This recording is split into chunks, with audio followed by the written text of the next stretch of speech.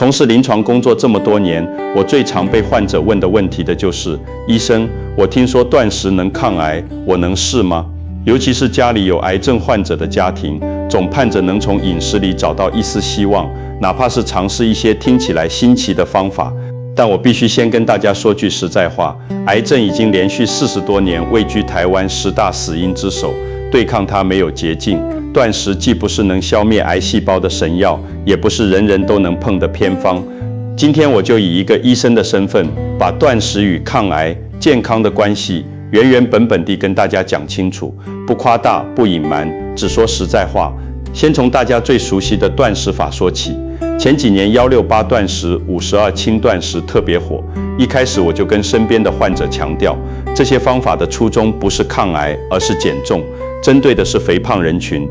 168断食就是8小时内吃完1天的饭，剩下16小时空腹，核心是通过缩短进食时间控制热量摄入。52轻断食则是1周里5天正常吃，2天低热量摄入，每天大概500卡，不是完全不吃，而是靠流质食物维持。后来大家发现很多癌症的发生和肥胖相关，就自然而然地联想到，既然断食能减重，是不是也能抑制肿瘤细胞？这个联想不是没有道理，但只说对了一半。从医学原理来看，断食确实有一些潜在的健康益处。首先，断食会让热量摄入减少，血糖就不会居高不下，胰岛素分泌也会随之降低，连带的类胰岛素生长因子也会减少，而这种因子正是促进肿瘤细胞生长的重要因素。其次，减重会减少脂肪细胞，脂肪细胞会分泌一些促发炎的细胞激素，身体长期处于发炎状态，患癌风险会升高。控制住脂肪细胞，就能一定程度上降低炎症反应。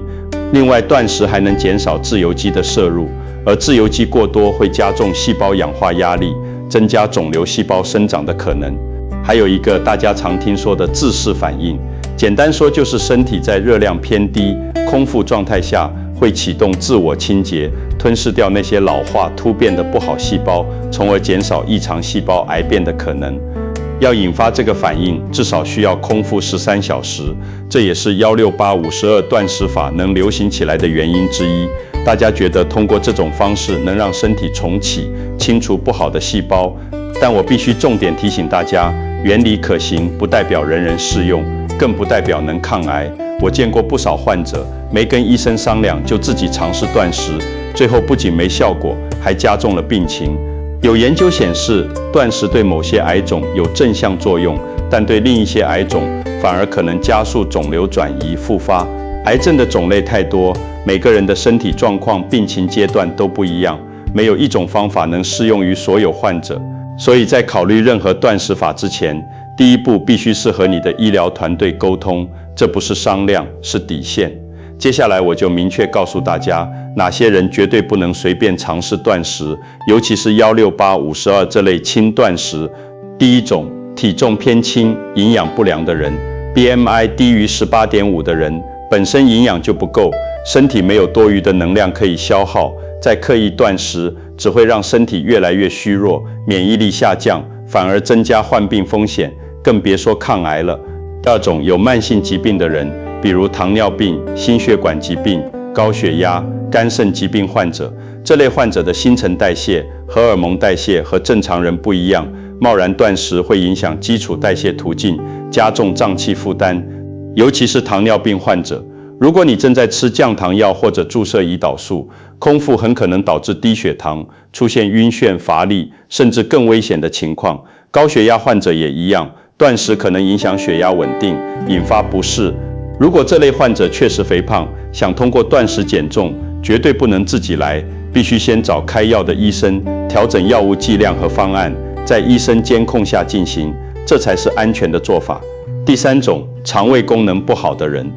我遇到过很多有胃溃疡、慢性胃炎的患者，本身就胃酸过多，空腹时间一长，胃酸刺激胃黏膜，会加重胃痛、反酸的症状，严重影响生活质量。16个小时不吃东西，对健康人来说可能没什么，但对肠胃不好的人就是一种折磨，千万不要尝试。第四种，需要大量体力的劳动者，成长期学生、孕妇和哺乳期妈妈，体力劳动者一早就要上工，空腹到中午根本撑不住，会影响工作状态，还可能伤身体。成长期学生需要营养支持发育，断食会影响身高、智力发育。孕妇和哺乳期妈妈更要注意，哺乳期妈妈如果为了减重断食，乳汁的营养会不够，影响宝宝的生长，这是绝对不能做的。除了这些常见的断食法，近几年还有一种拟断食很火，说是专门针对癌症患者做的研究。很多患者看完资料就来问我，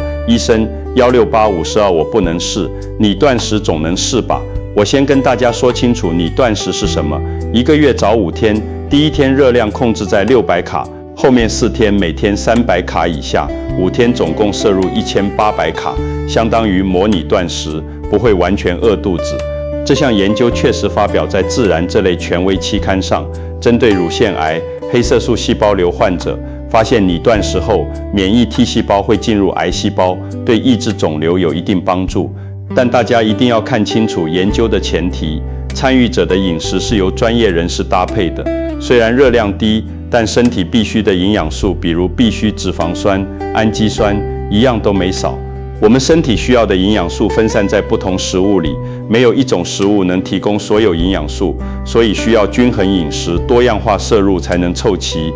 而研究里的患者是在专家指导下精准搭配食物，保证营养素充足的前提下控制热量，不是自己随便少吃几口就是拟断食。更重要的是，这项研究是小型研究，只针对特定癌种，长期使用对其他癌种有没有效果，会不会有副作用，目前都还不清楚。所以我还是那句话，不要自己贸然尝试，哪怕是看起来针对性强的拟断食，也必须在专业医生或营养师的指导下进行。很多人会问医生，我既想控制体重，又想维护健康，不想试那些极端的断食法，有没有折中的办法？有的，我更推荐大家尝试1014饮食法，也就是10小时内进食，14小时休息，相对温和，也更容易坚持，对大多数健康人都适用。168断食大多是一天吃2餐，比如早上10点吃到下午6点，2餐之间间隔久，很容易导致每餐吃的量过多，反而让血糖波动变大，对控制血糖不利。而1014饮食法可以吃3餐，比如早上8点开始吃第1餐，中午12点吃第2餐，下午6点吃第3餐，刚好10小时进食时间，14小时休息。这样的好处是3餐规律，每餐不用吃太多，不会给肠胃造成太大负担，也能避免血糖大幅波动。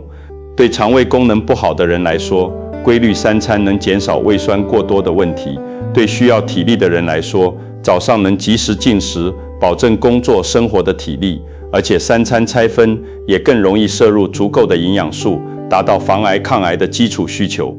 我们都知道，要预防大肠、直肠癌等癌症，每天需要摄入25到35克膳食纤维，也就是大家常说的蔬果579原则。成年女性每天4份蔬菜3份水果，男性5份蔬菜4份水果。如果一天只吃2餐，要吃完这么多蔬果很难，但拆成3餐就容易多了。说到3餐，还有一个重点的问题，主食该怎么吃？我常跟患者说，不用刻意把1碗饭都换成糙米、燕麦。很多人觉得全谷物太粗，难以下咽，其实不用勉强。1碗饭里2/3是白饭，1/3是全谷杂粮就够了。而且全谷杂粮不只是糙米、燕麦、南瓜、地瓜、红豆、绿豆、鹰嘴豆这些煮在饭里都算，只要有1/3的全谷杂粮，就能大幅提升膳食纤维的摄入量，更容易达到每天25到35克的标准，帮我们更好地维护肠道健康，降低患癌风险。最后，我想把防癌饮食的核心原则再跟大家梳理一遍，不管是健康人还是癌症治疗后康复期的患者，都可以参考。第一，没有任何一种食物能防癌抗癌，均衡饮食才是根本。没有一种食物能提供我们身体需要的所有营养素，所以必须从不同的食物里搭配摄入。不要迷信某一种抗癌食物，也不要只吃某几种食物，多样化饮食才是关键。第二，优先吃天然食物，少吃加工食品。天然食物就是我们眼睛能看出来，知道它是什么的食物，比如新鲜的蔬菜、水果、肉类、谷物。而鱼丸、甜不辣、香肠这些加工食品，加工环节越多，营养素流失越多，还可能添加防腐剂、添加剂，对健康不利，尽量少吃。第三，坚持彩虹饮食，多吃蔬菜、水果、全谷物和豆类。不同颜色的蔬菜、水果、全谷物、豆类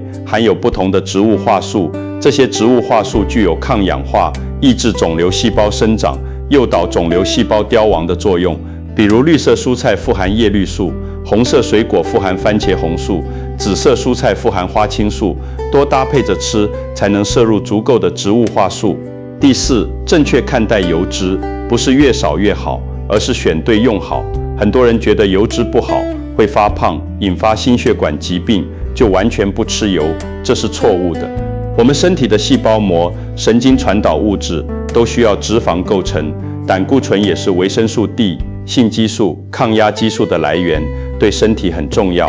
关键是选对油脂，比如富含 Omega-3 脂肪酸的深海鱼、坚果、海藻，能抗发炎；富含 Omega-9 脂肪酸的苦茶油、橄榄油，适合日常烹饪。注意不要用高温油炸，减少油脂的破坏和有害物质的产生。第五，身心健康才是真健康，不只要吃对，还要心情好，多运动。很多人只关注饮食，却忽略了情绪和运动的重要性。心情愉悦能让身体的激素保持平衡，减少负面情绪对身体的影响。规律的运动能增强免疫力，促进新陈代谢，降低患癌风险。良好的社交关系也能帮我们保持积极的心态。所以防癌抗癌从来不是只靠饮食，而是饮食、情绪、运动、社交的全面平衡。从事医疗工作这么多年，我深知大家对健康的渴望，尤其是面对癌症这样的大病，总想抓住每一根救命稻草。但我想跟大家说，健康没有捷径，防癌抗癌也没有偏方。断食不是洪水猛兽，有其科学原理，但也不是人人适用。均衡饮食、规律生活、保持好心情，看似普通，却是我们对抗疾病、维护健康最有力的武器。最后再提醒大家一次，任何饮食调整，尤其是针对癌症患者、慢性病患者的，一定要先咨询医生或专业营养师，不要自己跟风尝试。健康是自己的，谨慎一点才能少走弯路。希望今天的分享能帮大家看清断食与健康的关系，也希望每一个人都能守住健康的底线，平安顺遂。